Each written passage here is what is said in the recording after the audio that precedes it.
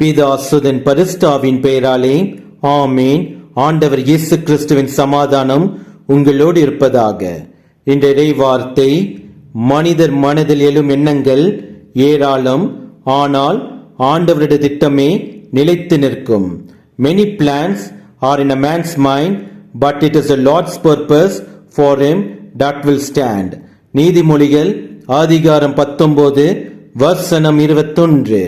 ஆண்டவர் இயேசு கிறிஸ்து உங்களுக்கு ஆசீர்வாதமான திட்டங்களை வகுத்து வைத்துள்ளார். நாமோ இவ்வுலக போக்கிற்கு ஏற்ப திட்டங்களை வகுக்கின்றோம். நமது மனம் போன போக்கில் எண்ணங்களை ஏராளமாக உருவாக்குகின்றோம்.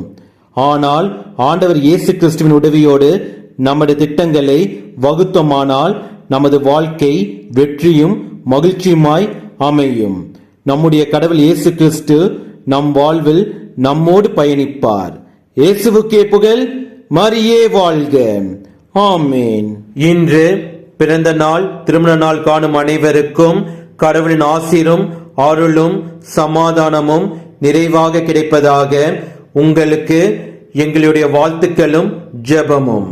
வாழ்வு தரும் இறை வார்த்தை, ஆறுதல் அளிக்கும் இறை வார்த்தை, உண்மையை உணர்த்தும் இறை வார்த்தை, நம்பிக்கை தரும் இறை வார்த்தை, இது இயேசு வழங்கும் இறை வார்த்தை, இது இயேசு பேசும் இறை வார்த்தை.